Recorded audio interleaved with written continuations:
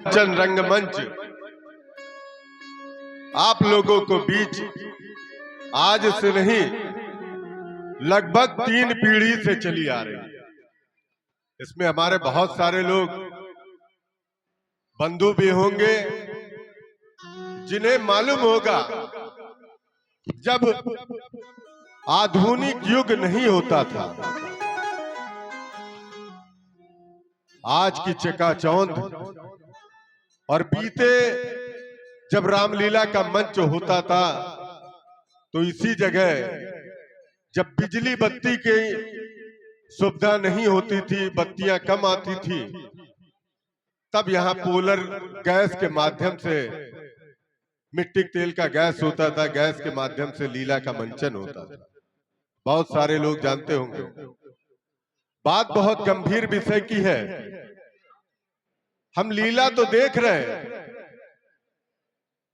मगर इसमें 75% की गिरावट भी आई। लीला का भाव आधुनिक युग में मोबाइल का युग चलन हो चुका है। हम अपने सनातन धर्म को, आज शादियां होती है, शादियां में कोई इंग्लिश का नाम प्री वेडिंग करके भी चलता है, मेहंदी के नाम से रस्म होता है जिसमें जो पहले पैसा इकट्ठा करके माँ बाप पैसा इकट्ठा करके अपने लड़कियों की शादी करते थे, आज केवल उसी के मेहंदी के रस्म में इतना पैसा खर्च होता है। इतना दिखावा, इतनी हम लोग पता नहीं किस दिशा में जा रहे हैं। सबको मालूम है कि धर्म 4 है मुख्य रूप से, हिंदू, मुस्लिम, सिख, ईसाई।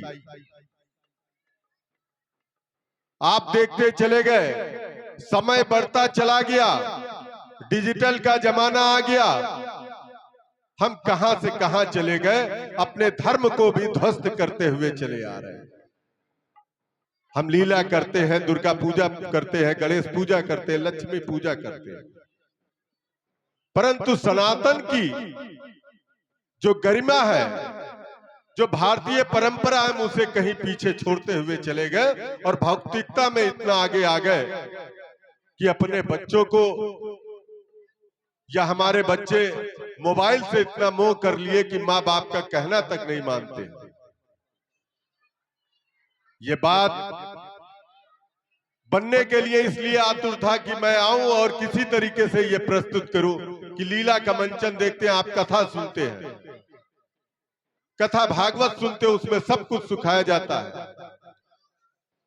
मेरी माताएं बहनें, मैं हाथ जोड़ करके निवेदन करूंगा कि आप अपने शादी के रस्म को शादी के रस्म तक ही सीमित रखें, इतना आगे मत ले जाएं कि हम अपना भारतीय परंपरा को भूलते जाएं। आज आप देख रहे हैं कि जो होता है हिंदू धर्म को, सनातन धर्म को, चाहे जो जितनी भी गालियां दो, हमारी देवी देवताओं को गाली दी जाती है, परंतु ये सनातन की खूबसूरती है कि कोई पलटवार नहीं करता। और ये परंतु समय के साथ भगवान श्री कृष्ण ने अपने बाल्य अवस्था में बांसुरी को बजाया था,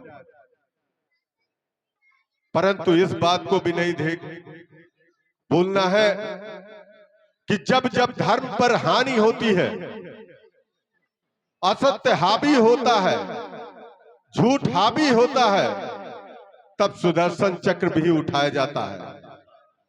और माताएं बहनें, मैं अपनी लड़कियों से, मैं अपनी बहनों से कहना चाहता हूं कि आप अपने माता पिता के दायरे पर उनकी आंखों को देखो कि कैसे ये अपनी जीवन को बचा करके चलते हैं, कितनी मोहब्बत करते हैं, एक एक पैसा जोड़ करके किस तरीके से चलते हैं और पैसे की बर्बादी अपने खर्चे में किस तरीके से लुटाते हैं। ये आज के नवयुवक लोगों को भी समझना चाहिए कि भारतीय परंपरा को भी बचाए रखे और सनातन धर्म के लिए सबसे पहले आगे आए। आज बच्चे से अगर पूछा जाए, हनुमान चालीसा आता है, बच्चों में आया है, जोश आया है। जब से योगी सरकार एक संत बैठा है तब से परिवर्तन भी देखने को मिला है, परंतु हमें उस चीज को बचा के रखना है, इस बात का ध्यान रखना है। लगभग हम लोग जब छोटे छोटे जानते थे कि हाँ अयोध्या में राम पैदा हुए, मगर राम का कहां जन्म हुआ हमें पता ही नहीं, हमने कभी देखा नहीं। जो सुना वहां की दुर्दशा देखने को मिलती थी अयोध्या के अंदर। आज अभी महाराज जी हमारे गुरु जी जैसा बता गए हैं कि हम लोग धन्य हैं जो अपनी आंखों से अपने पूर्वजों ने अपने गर्दन को कटा दिया। सरयू माँ की गंगा की लाल धारा खून की धारा से बह गई। ऐसे ऐसे लोग अपनी कुर्बानी दे करके चले गए, परंतु मंदिर का सपना पूरा नहीं हो सका। आज 2024 श्री राम मंदिर का निर्माण हुआ और हम सब लोग उन आंखों से देखा है। निश्चित तौर पर हम लोग कोई अच्छा पुण्य कर्म किए थे कि आज मर्यादा पुरुषोत्तम भगवान श्री रामचंद्र जी के मंदिर, भव्य मंदिर का निर्माण होते देख रहे। निर्माण हुआ, उसका दर्शन भी किया और ये गर्व का विषय है। मेरे बहनों, मेरे भाइयों, ये सनातन धर्म को जीवित रखने के लिए, मंदिर की पताका को बचाए रखने के लिए हमें अपने नई पीढ़ी को भी भटकने नहीं देना है। इस बात को आज संकल्प करके इस मर्यादा पुरुषोत्तम भगवान श्री रामचंद्र जी के इस पावन धरा से लेकर के आपको संकल्पित होकर के जाना है। आज अगर किसी से पूछा जाए, शायद कुछ लोगों को मालूम होगा कि राम मंदिर का निर्माण किस तारीख को हुआ था। कोई बताएगा? किसी को मालूम है? राम मंदिर निर्माण बनके कब तैयार हुआ था? देखिए 22 जनवरी। ये बच्चे अगर देखा ना होता, सुना ना होता, पूरे देश में, विश्व में श्री रामचंद्र जी का डंका बजा, तब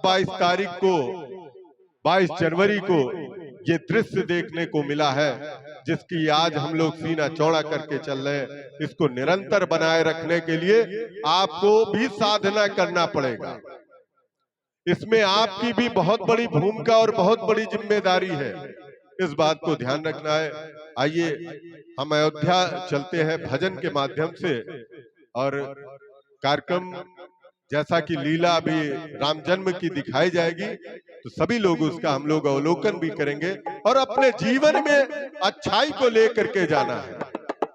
जाकी रही भावना जैसी, आप जिस रूप में मंच का देखेंगे, दिखाया तो सब कुछ जाता है। किसी को दाल पसंद है, किसी को नमक तीखा पसंद है, किसी को मिर्चा अधिक पसंद है, तो पसंद अपनी अपनी, मगर भावना एक होनी चाहिए मर्यादा पुरुषोत्तम भगवान श्री रामचंद्र जी के प्रति।